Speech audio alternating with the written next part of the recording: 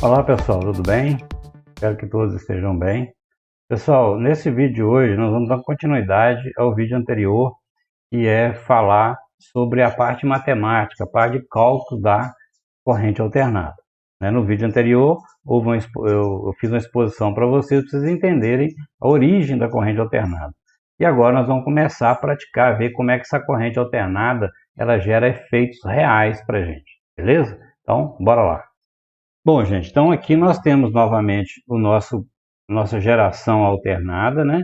E aqui tem vários pontos que nós vamos estudar a partir de agora aqui. Bom, primeira coisa é o seguinte, nós vimos, né, há pouco,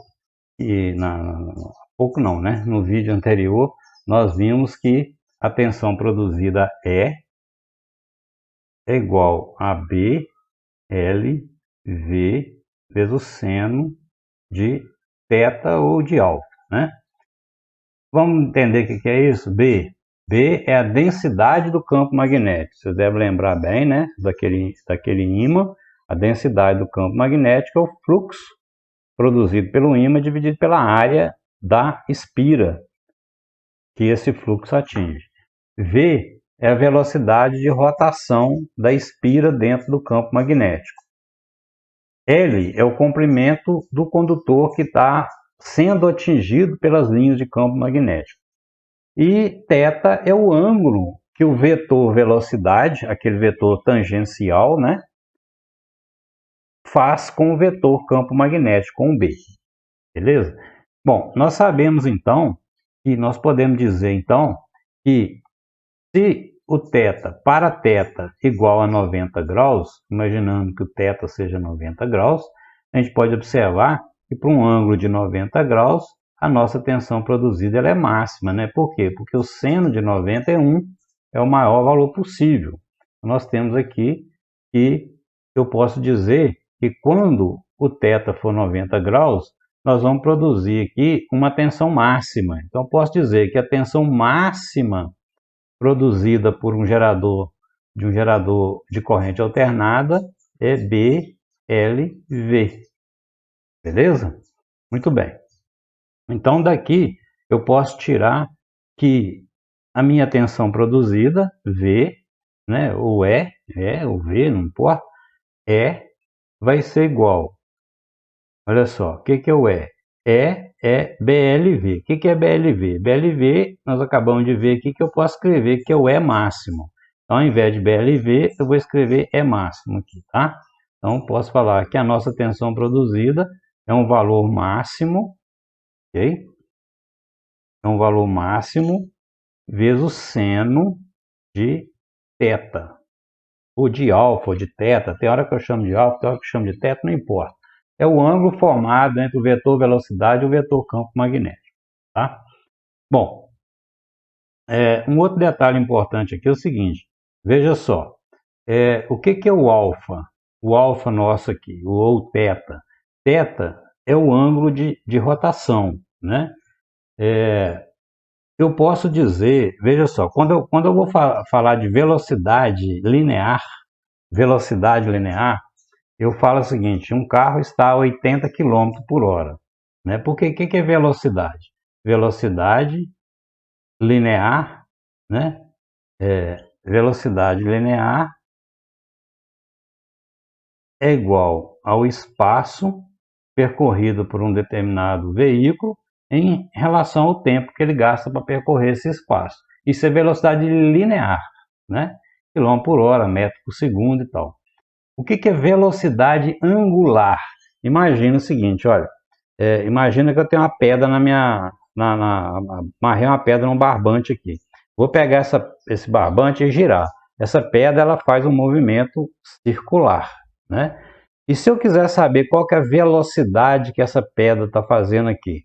Essa velocidade que a pedra faz aqui, a gente chama isso de velocidade angular. Então a pedra não está andando metros por segundo, ela está andando graus por segundo, beleza? Então eu posso dizer que velocidade angular, que a gente representa pela letra grega ômega, é igual a quantidade de ângulos, quantidade de graus em relação ao tempo. beleza? É muito parecido com velocidade linear, velocidade linear, espaço percorrido pelo tempo gasto para percorrer esse espaço. Velocidade angular é a quantidade de graus, a quantidade de ângulo que essa pedra aqui ela faz em relação ao tempo. Beleza? Então veja aqui, ó.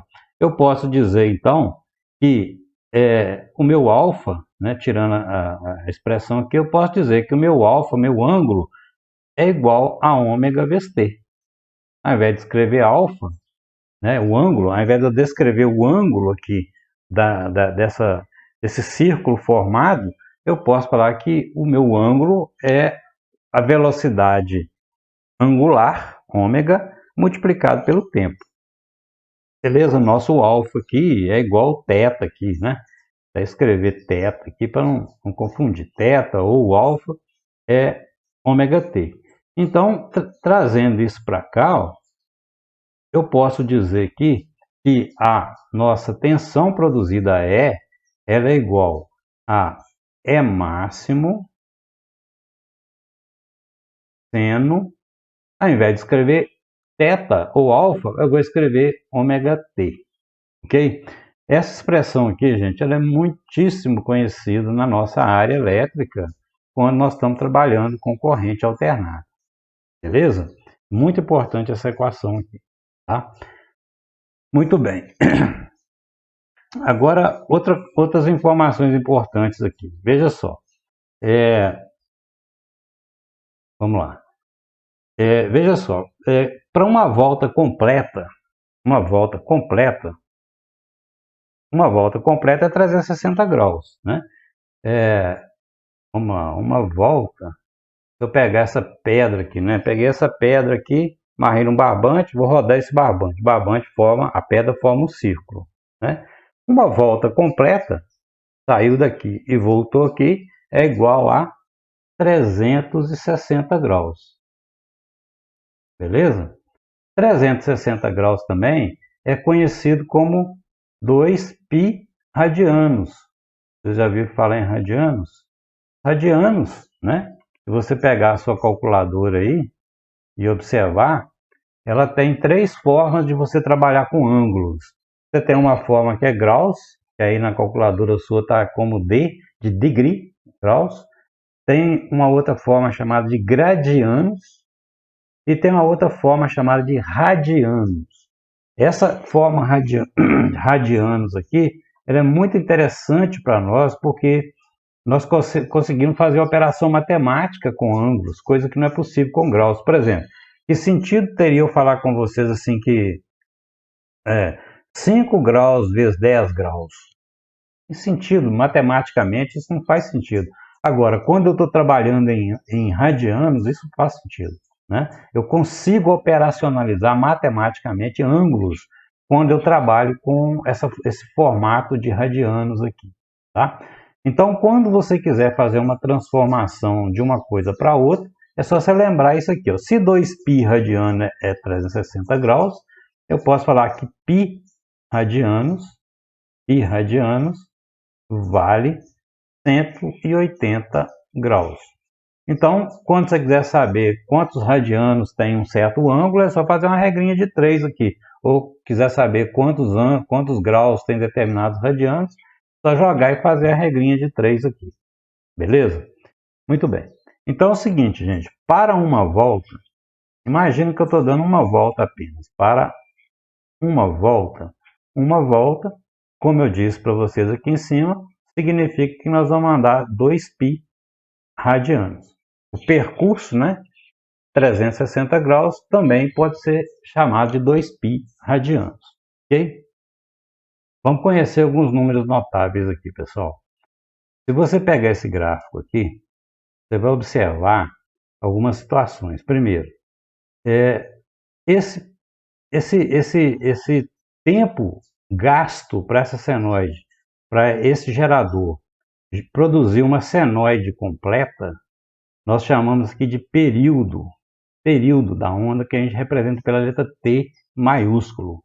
Então, o que é o período da onda? O período da onda é o tempo em segundos que o gerador gasta para gerar uma volta completa. É isso aqui, né? Uma volta completa, uma espira. Quando uma espira dá uma volta completa, significa que ela produziu uma senoide completa, beleza? E o tempo gasto pelo gerador para produzir uma senoide completa, nós chamamos aqui de período da onda. A quantidade de voltas que o gerador produz por segundo, nós chamamos de frequência, beleza? A quantidade de voltas que o gerador, a quantidade de voltas que a espira dá por segundo, nós chamamos de frequência elétrica. Então, se um gerador, por exemplo, dá 10 voltas, se a espira consegue dar 10 voltas por segundo, significa que ela vai gerar 10 senoides por segundo. Aqui no Brasil, foi convencionado que todos os geradores eles devem produzir 60 senoides dessa a cada segundo. Significa dizer que se eu tiver um gerador com uma espira daquela, ela vai produzir 60 ciclos desse aqui por segundo, certo? Os ciclos por segundo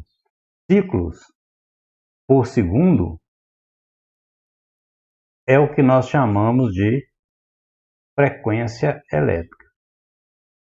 Qualquer coisa que tenha relação de algum tipo de repetição de ciclos por segundo, nós chamamos de frequência elétrica, ok? Frequência elétrica. Beleza? Aqui no Brasil, como eu disse, a frequência aqui é de 60 Hz. O que significa Hz? Hz é o nome de um cientista, né? Que foi, o nome dele foi emprestado aqui para essa unidade chamada de frequência elétrica. Então, quando a gente fala que a tensão da tomada da nossa casa tem uma frequência de 60 Hz, significa dizer que na nossa tomada há uma produção de 60 senoides a cada segundo. 60 ciclos de senoides, nós temos produção de 60 ciclos dessa senoide a cada segundo. Ok? Então veja só, gente. Se a frequência é a quantidade de ciclos que é produzida a cada segundo, e o período é a quantidade de tempo gasto para produzir um ciclo, dá para a gente notar que uma coisa é oposta da outra, né? Então eu posso dizer que a frequência elétrica, F, é o inverso do período. Esse período é esse período aqui, ó. Então, se eu quiser saber qual que é a frequência elétrica de uma tensão alternada, se eu conhecer o período dela, se eu conhecer o tempo que ela gasta para dar uma volta, basta pegar 1 dividido por esse tempo, em segundos, que eu vou ter a frequência. E o contrário também, se eu quiser saber a frequência, se eu quiser saber o tempo que um gerador gasta para produzir uma senoide, é fácil, né? É só inverter isso aqui. Da mesma forma, eu posso dizer, então, que o período é o inverso da frequência. Então, vamos fazer um exemplozinho aqui. Aqui no Brasil, a frequência no Brasil não é 60 Hz? Então, quanto que vale o período da onda aqui no Brasil? 1 sobre 60. 1 sobre 60, se vocês fizerem a continha aí, vocês vão achar que é 16,67 milissegundos. Moral da história, qualquer gerador aqui no Brasil que tenha uma espira daquela que nós mostramos no vídeo passado, ela vai gastar 16,7 milissegundos para dar uma volta completa. Qualquer gerador aqui no Brasil produz uma senoide completa dessa aqui, gastando para isso 16,67 milissegundos, né? As tensões alternadas produzidas no mundo inteiro, elas, quase que a totalidade delas é em 60 ou em 50 Hz, né? Muitos países da Europa é 50 Hz, aqui nos países nossos vizinhos aqui, a maioria é 50 Hz, inclusive você vê a usina de Itaipu é uma binacional, né? É uma parte brasileira e uma parte paraguaia. Lá no Paraguai, por exemplo, é 50 Hz, aqui no Brasil é 60 Hz. Então lá na usina de Itaipu tem geradores lá que rodam né, com velocidades diferentes um do outro para produzir senoides diferentes, com velocidade diferente, com frequência diferente.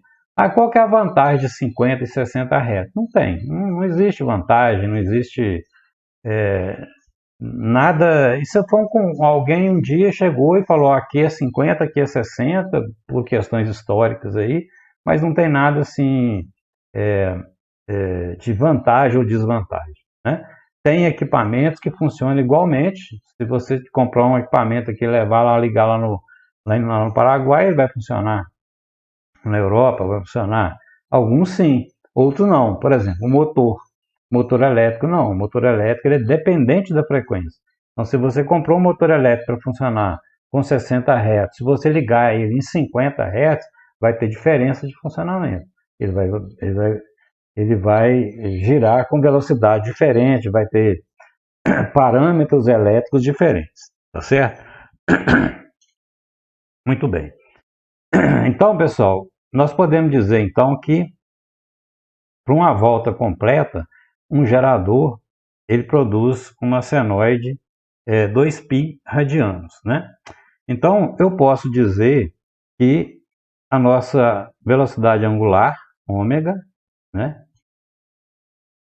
A nossa velocidade angular ômega é igual a alfa pelo tempo, né? Como nós já falamos aqui, a velocidade angular é a quantidade de ângulos por segundo. Então, para uma volta completa, eu posso falar que o nosso ângulo é 2π, né? 2π. E o tempo? Para dar uma volta completa, eu vou ter andado, o gerador vai ter rodado 2π radianos. E qual o tempo que ele gastou para andar 2π radianos? Gastou um tempo que é um período, um t aqui. Beleza? Então daqui, ó, eu posso escrever, né, que, resumido aqui, que a nossa velocidade angular ômega, ela é 2π sobre o período. Mas como o período é o inverso da frequência, se eu botar aqui 1 sobre f aqui no lugar do t, eu vou achar também que a velocidade angular pode ser calculado como 2π vezes a frequência. Beleza? Então, aqui, ó, aqui embaixo, aqui nessa equação, eu posso dizer que a tensão produzida vai ser uma tensão máxima vezes o seno de ômega t. E o que é ômega? É 2πf. Então, a velocidade angular é 2πf. Então, vamos calcular aqui, ó, quanto vale a velocidade angular aqui no Brasil, né? Ou seja, quanto tempo um gerador vai gastar para dar uma volta completa? Qual a velocidade angular? Velocidade é alguma coisa em relação ao tempo, né? Como a velocidade angular vai ser ângulo por tempo. Esse ângulo nosso aqui é radianos, nós vamos ter então radianos por segundo. Então aqui no Brasil a frequência vai ser 2 vezes π, 2 vezes π vezes 60 Hz, que é a nossa velocidade. Se você fizer essa continha aqui, você vai achar 377 radianos por segundo. Pessoal, isso aqui, ó, são números notáveis, tá? Para nós do mundo da eletricidade, toda vez que a gente vê um número 377 radianos por segundo, a gente já imagina logo que é a velocidade de rotação angular de um gerador, né? Então, essa senoide que nós temos na nossa tomada, ela tem uma velocidade angular de 377 radianos por segundo. É um número que você vai ver ele o resto da sua vida aí nos artigos técnicos de eletricidade. Da mesma forma que 16,67 segundos é um número que você vai encontrar muito no livro de eletricidade, porque refere-se ao tempo que uma onda gasta para fazer uma volta completa. Tá bom? Bom, então, pessoal, aí vem a pergunta seguinte: por que é que nós vimos no vídeo anterior que o voltímetro vai ficar lá, marcando para lá e para cá, para lá, para cá o tempo todo, né? Mas se eu pegar um voltímetro real e ligar ele na tomada da nossa casa para medir a tensão, nós vamos ver que esse voltímetro vai ter um valor, ele vai ficar parado aqui em um determinado ponto, né? Que valor é esse? Esse valor que ele fica parado é o que nós chamamos de valor eficaz, beleza? Deixa eu trazer outro gráfico aqui para mostrar para vocês.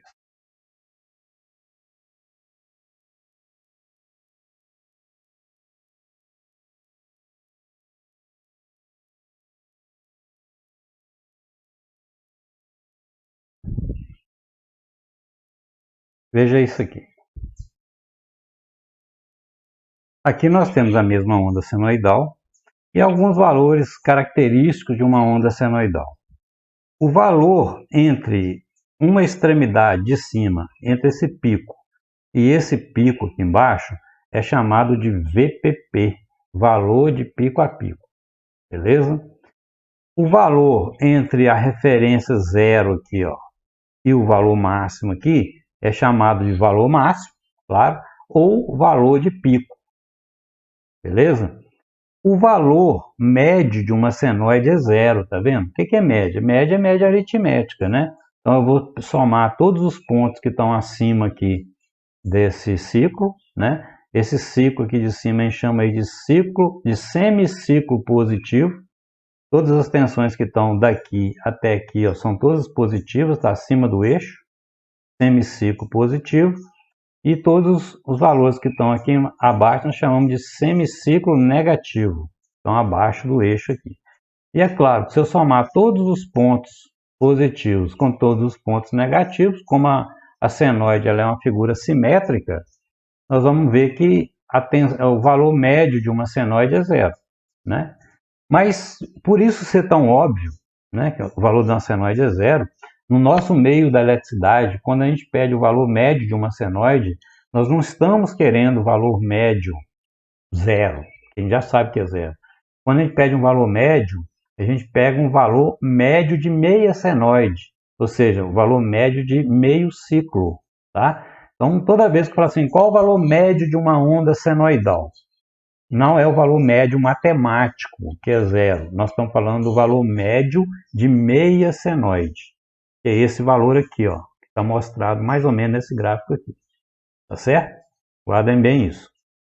E o valor de pico, o valor de pico a pico, o valor de pico, o valor médio, ele tem uma importância muito grande para o pessoal da área de eletrônica. O pessoal que estuda eletrônica usa esses parâmetros aqui muito mesmo. Quando vocês estiverem estudando a disciplina de eletrônica geral, vocês vão lidar com esses valores VPP, valor de pico a pico, VP, VM, valor médio, né? Vão lidar com isso o tempo todo. Nós aqui da eletrotécnica é a eletricidade de potência, nós vamos trabalhar apenas com esse valor aqui, ó, chamado valor eficaz. O que é esse valor eficaz, gente? Esse valor eficaz é aquele que o voltímetro para, né? Na hora que você está ligando na tomada para medir a tensão, ao invés de ficar oscilando, como a velocidade é 60 vezes por segundo, ele não consegue acompanhar 60 vezes por segundo. Ele vai parar num ponto. Esse ponto que ele para é esse valor eficaz. Deixa eu contar a história desse valor eficaz para vocês aqui. Bom, o que é o valor eficaz? Vamos para vocês entenderem como é que surgiu esse valor eficaz, a gente vai fazer uma comparação aqui. Imagina a seguinte situação. Nós já conhecemos corrente contínua, já sabemos como é que ela funciona, né? Então nós vamos pegar uma vasilha, okay? Colocar nessa vasilha uma certa quantidade de água e vamos ligar uma corrente elétrica num resistor para aquecer essa água. Então nós vamos aquecer a água através do aquecimento de um resistor pelo efeito Joule do resistor. Beleza? Então vamos supor o seguinte. Peguei uma vasilha, coloquei lá 2 litros d'água, peguei um resistor, coloquei aqui e peguei uma bateria, corrente contínua, e liguei essa bateria aqui. Essa bateria tem uma tensão conhecida, sei lá, 100 volts. Tá? E aí, na hora que eu liguei, eu vou observar até o momento que essa água atinge 60 graus. Todos esses números que eu estou falando aqui, gente, é hipotético, só para vocês entenderem, tá? Então, repetindo a nossa experiência, pegamos aqui uma vasilha, uma panela, colocamos 2 litros d'água. Pegamos um resistor, colocamos aqui debaixo, ligamos uma bateria de 100 volts aqui. Essa bateria de 100 volts aqueceu uma água até 60 graus e gastou meia hora para aquecer essa água. Beleza? Tranquilo, nós já estamos conhecendo todos esses parâmetros que eu acabei de citar aqui. Bom, aí quando apareceu a corrente alternada, quando descobriram o gerador de corrente alternada, que é esse que nós estamos falando aqui, né, verificaram essa questão da tensão ser alternada e acreditaram que essa tensão sendo alternada não servia para nada, porque ora ela era positiva, ora ela era negativa, ela não tinha um valor constante, então não vai acontecer nada se nós utilizarmos essa corrente alternada, não serve para nada. Mas para a surpresa do cientista na época, na hora que eles fizeram um gerador de corrente alternada, que ligaram essa mesma experiência da água que eu citei para vocês aqui, eles esperavam que o resistor não ia aquecer, não ia acontecer nada com esse resistor, essa água não ia aquecer nem nada. Só que, para surpresa deles, isso aconteceu, a água aqueceu. Aí eles ficaram encucados. Então, peraí, e aí? Se essa tensão ela altera o tempo todo, qual é a tensão que está produzindo esse efeito, então? Não sei, qual o número? É 0 volt? É 150 volts? É o pico negativo? É um valor... Que valor dessa senoide que está aquecendo essa água lá? Tá certo? Então eles fizeram a seguinte experiência. Pegaram essa mesma experiência que eu acabei de citar para vocês aqui agora da corrente contínua, pegaram a fonte, tiraram essa bateria de 100 volts e colocaram o gerador de corrente alternada. E aí eles foram ajustando a velocidade do gerador para que a cada hora ele ia gerando uma senoide com maior valor, né? Com maior frequência. Enfim, eles foram ajustando essa senoide até o momento que essa experiência que eles fizeram com corrente contínua desse o mesmíssimo resultado dessa experiência com a corrente alternada. Ou seja, eles conseguiram achar um valor lá, mexendo na rotação do gerador, mexendo nos parâmetros do gerador, eles conseguiram chegar num valor de tensão, que eles não sabiam quanto era, mas sabia que aquela tensão que era produzida por aquele gerador produzia o mesmo efeito térmico que aquela bateria de 100 volts produzia. Entendeu? Então, fizeram uma coisa simples. Olha, gente, nós não sabemos que tensão é essa, se é a máxima, se é a zero, se é a máxima negativa. Nós não sabemos que tensão é essa que está gerando esse aquecimento. Então, para facilitar, nós vamos falar o seguinte. Essa tensão que esse gerador está produzindo aqui, nós vamos falar que ele é um valor fixo que vale 100 volts. Ou seja, esse valor de tensão, ele produz eficazmente a mesma quantidade de trabalho, ela produz a mesma energia que aquela bateria de 100 volts. Se aquela bateria de 100 volts aquece esses 2 litros d'água com meia hora a 60 graus, com essa tensão de 100 volts, na hora que eu gerei um gerador de corrente alternada, se ele também aqueceu esses 2 litros d'água a 60 graus, gastando meia hora, eu vou dizer que a tensão que sai desse gerador de corrente alternada é igual a 100 volts. Ou seja, essa tensão do gerador de alternada tem o mesmo valor daquela bateria de 100 volts, porque a bateria de 100 volts produz, de fato, uma energia para aquecer a água nesse tempo aí. Beleza? Então, deram o apelido, deram um nome, deram a quantidade, informaram que a quantidade de tensão produzida por esse gerador de corrente alternada era 100 volts, para ficar coerente com a bateria lá. Então eles chamaram esse valor de tensão alternada de valor eficaz. O que é o valor eficaz? Não é o valor zero, nem o valor de pico positivo, nem o valor de pico negativo, é um valor que está aqui no meio do caminho, né? Mas não sei qual que é, por enquanto, nós estamos inventando a corrente alternada aqui, não sei quanto vale, mas eu vou chamar essa tensão de 100 volts. beleza? Porque ela produz o mesmo efeito térmico que fosse uma bateria de 100 volts. Simples assim, né? Então eles passaram a chamar essa tensão de tensão eficaz, beleza? Então essa tensão eficaz é essa que nós trabalhamos hoje. Se você pegar o seu aparelho o seu carregador de celular, sua televisão, na hora que você liga na parede, numa tomada de 110 volts, esse 110 volts é alternada, é uma senoide. Ali, esse 110 volts está acontecendo 60 senoides dessa por segundo. E que valor de 100 volts é esse? É zero? É o pico? Não. Esse valor de 100 volts é um valor que vai estar mais ou menos por aqui, ó. Um valor que vai estar aqui mais ou menos, tá certo? Esse valor aqui é o que foi chamado de valor eficaz da grandeza alternada. Beleza? Esse valor eficaz da grandeza alternada, V eficaz, ele é conhecido também VRMS. Nas literaturas técnicas é muito comum ouvir isso aqui, VRMS. RMS vem do inglês Root Mean Square, valor médio quadrático, tá certo? Por quê? Depois que fizeram essa experiência e determinaram o valor eficaz, aí eles foram lá na matemática descobrir como é que calculava esse valor eficaz, de onde vinha esse tal valor eficaz, e realmente descobriram, né?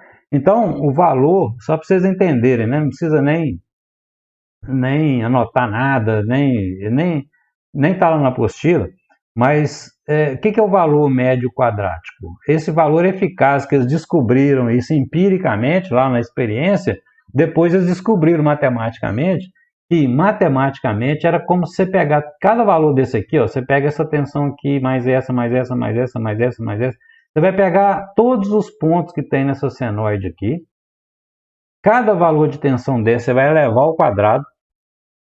Pega essa tensão aqui, deu 1 volt ao quadrado, aqui 3 volts ao quadrado, aqui 10 volts ao quadrado, aqui 50 volts ao quadrado, aqui menos 70 volts ao quadrado, ou seja, vai pegar todos os pontos da senoide, cada ponto desse, cada valor de tensão você eleva ao quadrado, soma tudo, divide pela quantidade de pontos que você tomou, vamos supor que eu peguei 100 amostras aqui, 1 volt, 2 volts, deu 100 amostras. Você pega cada amostra dessa, o valor dela eleva ao quadrado, soma e divide pelo número de amostras. E depois de feito isso, você tira a raiz de tudo isso. Ok? Essa é a forma matemática de se calcular o RMS, o valor médio quadrático. Beleza? O valor eficaz da grandeza. Né?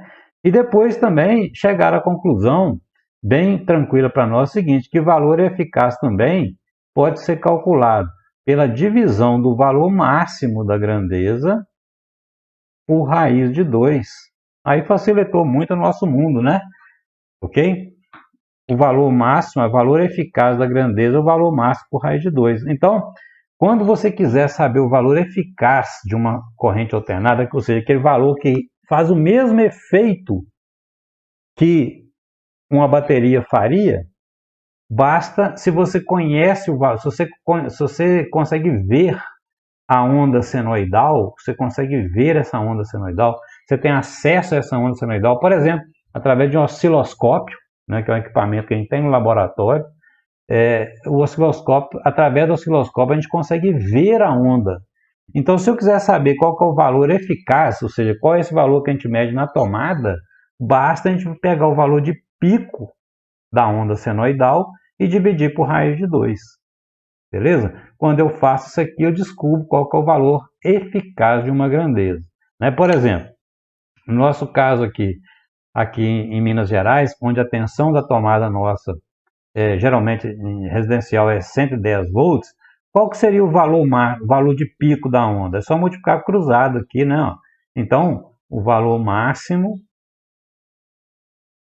é igual a 110 volts, 110 volts é o valor eficaz, vezes raiz de 2, ó. Quanto que dá 110 vezes raiz de 2?